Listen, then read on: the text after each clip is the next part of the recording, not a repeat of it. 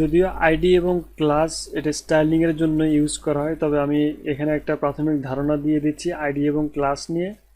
অবশ্য আমি CSS course এগুলো ইনক্লুড করব ডিটেলে।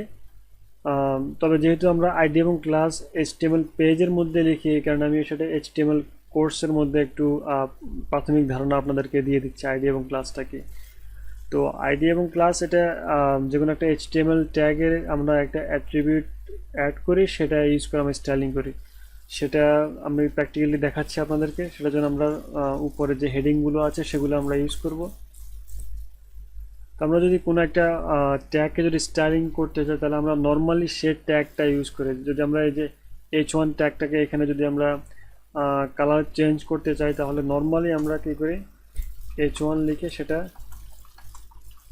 আর আমরা কালার চেঞ্জ করি। এখন রিফ্রেশ করলে এটার কালার রেড হয়ে যাবে। কিন্তু এভাবে তো প্রত্যেকটা আমরা যদি 10টা যে কোনো একটা 10টা ট্যাগ আমরা যদি একই কালার বা একই স্টাইলের করতে চাই, তখন সেক্ষেত্রে আমরা আসলে ক্লাস ইউজ করি। তো ক্লাসটা কিভাবে ইউজ করে, আমরা যদি এখানে একটা ক্লাস ক্রিয়েট করি, ক্লাসটার জন্য ক্রিয়েট করার জন্য একটা ডট দেওয়া লাগে, তারপর ক্লাসের নাম, যেমন রেড কালার, এটা আমরা ক্লাসের নাম দিলাম। আপনি যে কোনো কিছু লিখতে পারেন, সমস্যা নাই, তবে মিনিংফুল হলে সেটা ভালো হয়। এই ক্লাসটা আপনি যতগুলো ট্যাগে ইউজ করবেন সবগুলো ট্যাগের কালার রেড কালার হবে। যদি আমরা এখানে H1 এর মধ্যে ক্লাস ইউজ করি, তো যখন আপনি HTML এর মধ্যে ক্লাস ইউজ করবেন তখন ক্লাস লিখবেন, ক্লাস লিখে ইকুয়াল কোটেশন, তারপর ক্লাসের নামটা। তো HTML এর ক্লাস লেখার সময় আপনি ডট ইউজ করবেন না, ক্লাস লিখে ইকুয়াল সাইন দেন ক্লাসের নামটা। আর স্টাইলিং এর ক্ষেত্রে আপনি ডট ক্লাসের নামটা।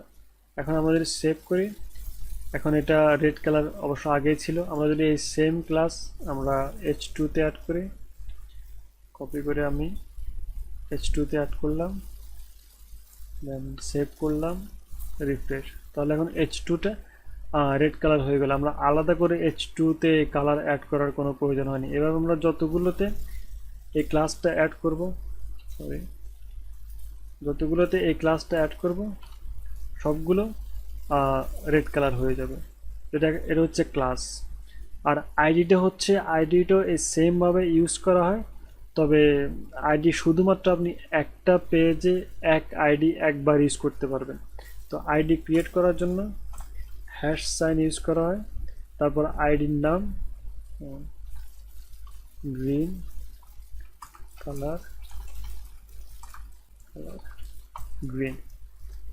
তো আইডির জন্য হ্যাশ সাইন ইউজ করা হয়। আর এখানে যদি আপনি যে কোনো একটা ট্যাগের মধ্যে এই আইডিটা অ্যাড করতে চান, তাহলে এখানে আইডি লিখে ডাবল কোটেশন, তারপর আইডির নামটা গ্রিন কালার, রিফ্রেশ করলাম, এটা এখন গ্রিন কালার হয়ে গেল, যে H5 এটা।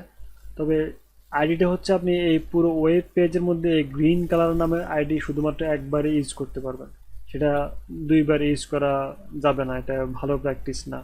আমরা যদি মাল্টিপল ট্যাগে কোনো একটা স্টাইল সেম স্টাইল ইউজ করতে চাই, তাহলে আমরা ক্লাস ইউজ করব।